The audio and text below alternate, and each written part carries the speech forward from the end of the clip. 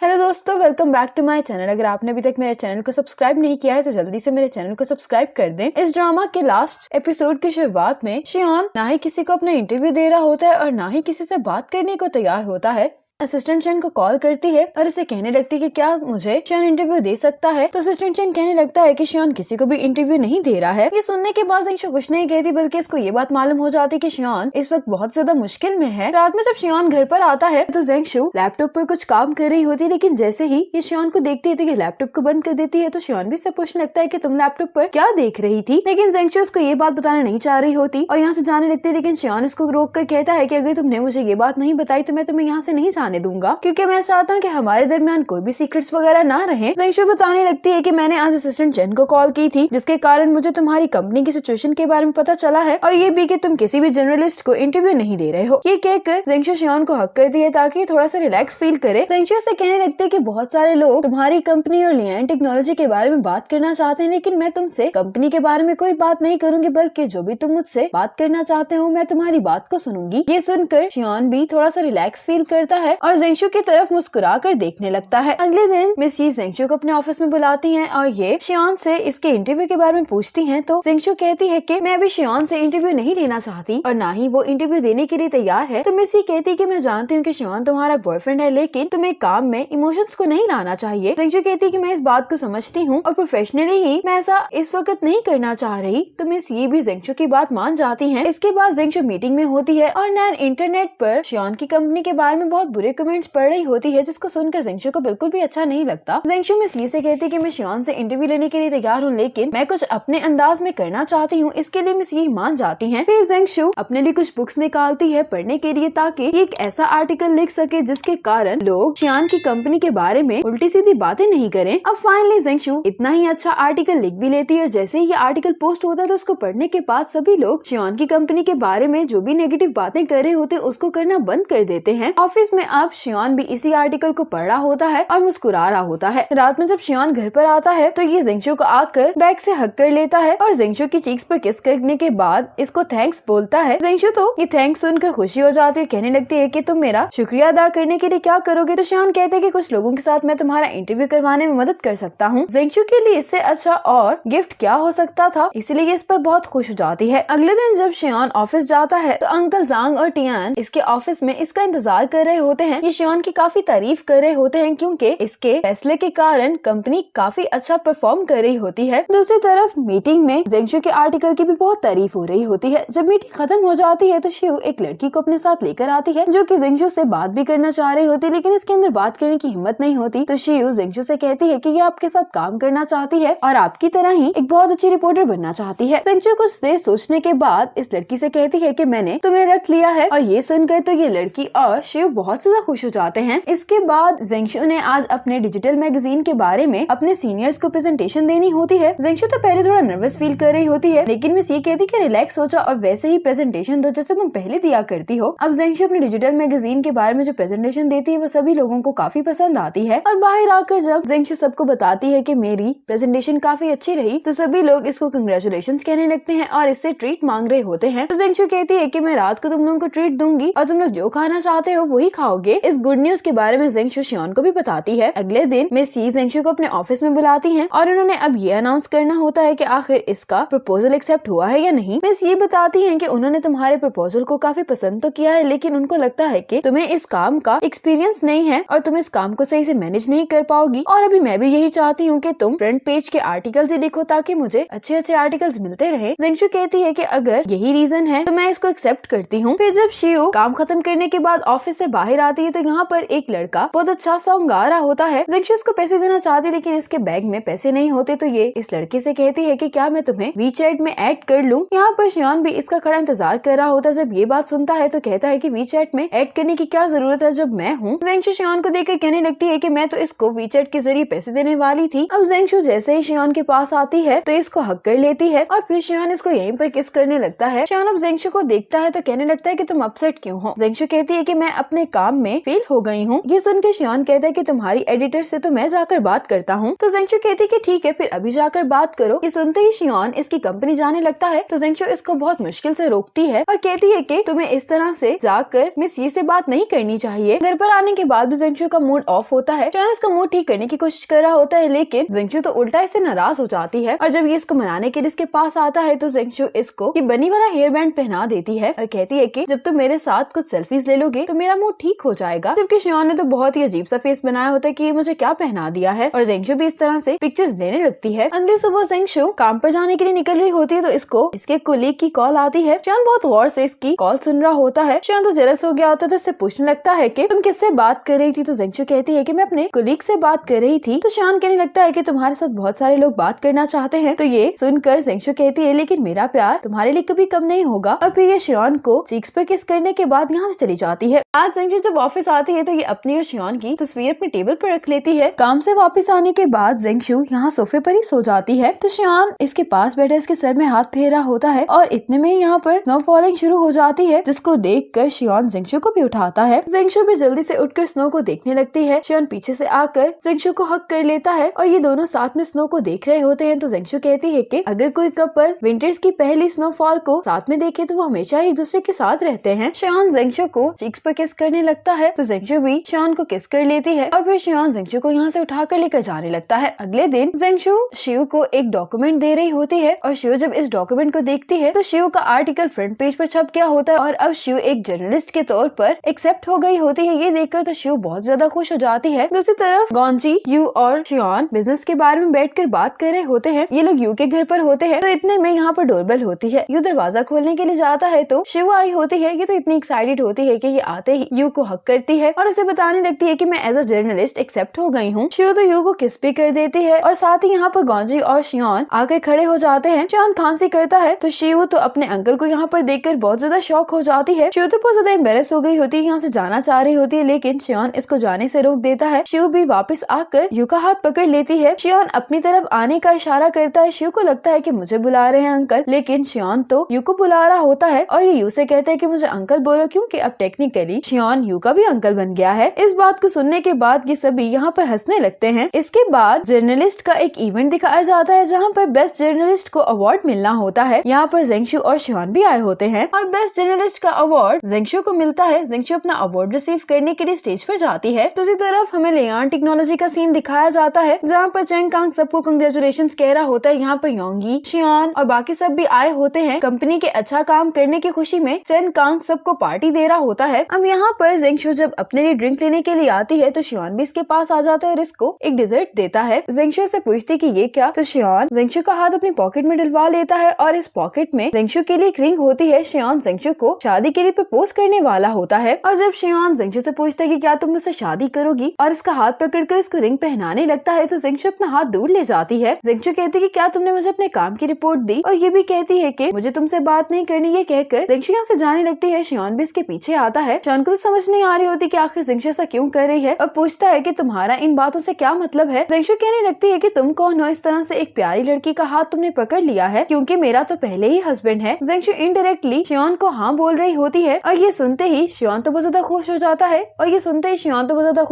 और जेंगशु को उठाकर घुमाने लगता है। अगले दिन जेंगशु जब काम से मिस यी के ऑफिस आई होती है तो मिस यी जेंगशु को अपनी शादी का कार्ड देती है। जेंगशु तो जल्दी से कार्ड खोलकर देखती है कि मिस यी की शादी किससे हो रही है, तो मिस यी मिस्टर गॉन से शादी कर रही होती है। जेंगशु तो ये देखकर बहुत ज्यादा हैरान हो जाते हैं। मिस यी से पूछने लगती है कि इसके बारे में तो किसी को भी नहीं पता था और पूछने लगती है कि आखिर आप दोनों की मुलाकात कैसे हुई। तो मिस यी बताने लगती है कि जब मैं अपनी जॉब के 3rd ईयर में थी तो तब मुझे मिस्टर गॉन से इंटरव्यू करने का मौका मिला था और तभी से हमारा रिलेशनशिप स्टार्ट हो गया। इसके बाद हमें मिस्टर गॉन और मिस यी की शादी दिखाई जाती है। ये दोनों भी बहुत खुश होते हैं और बाकी सब भी इनके लिए काफी खुश दिखाई दे रहे होते हैं। अब ये सब लोग साथ में ड्रिंक कर रहे होते हैं और बहुत ज्यादा खुश होते हैं और अब सभी बड़े इन तीनों कपल के बारे में बात शुरू कर देते हैं कि ये कब शादी कर रहे हैं। गॉन्जी से पूछा जाता है तो ये कहने लगता है कि ये तो शन पर डिपेंड करता है कि वो कब शादी करना चाहती है। शियान से पूछा जाता है तो वो भी कहता है कि जब जेंगशु मान जाएगी तो मैं उसे शादी कर लूंगा। तो शियान कहता है कि हमें तो यू बड़ा है तो इसको पहले शादी करनी चाहिए। तो यू कहता है कि बड़े जब कहेंगे मैं तो शादी करने के लिए तैयार हूँ। लेकिन ये तीनों ही एक साथ कहती हैं कि हम अभी शादी करने के लिए तैयार नहीं है और हमें अभी अपने करियर पर फोकस करना है। तो मिस यी कहती है कि ये तो अब गॉड को पता है कि तुम में से पहले शादी किसकी होने वाली है, क्योंकि एकदम कि अब मिस यी अपना फूलों का बुके फेंकने वाली होती हैं। अब ये तीनों ही अपनी गर्लफ्रेंड से कह रहे होते हैं कि तुम्ही ने ये फ्लावर कैच करना है। अब मिस यी अपना फूलों का बुके फेंकती हैं तो सभी लड़कियां इस बुके को पकड़ने के लिए बहुत ज्यादा एक्साइटेड होती हैं और इसी मोमेंट पर ये ड्रामा खत्म हो जाता है। लेकिन ये नहीं बताया जाता कि ये फूलों का बुके असल में किसको मिला है। मुझे उम्मीद है कि आपको इस ड्रामा की एक्सप्लेनेशन पसंद आई होगी। आपको ये ड्रामा कैसा लगा कमेंट सेक्शन में जरूर बताइएगा। इसी तरह के इंटरेस्टिंग ड्रामास देखने के लिए स्टे कनेक्टेड।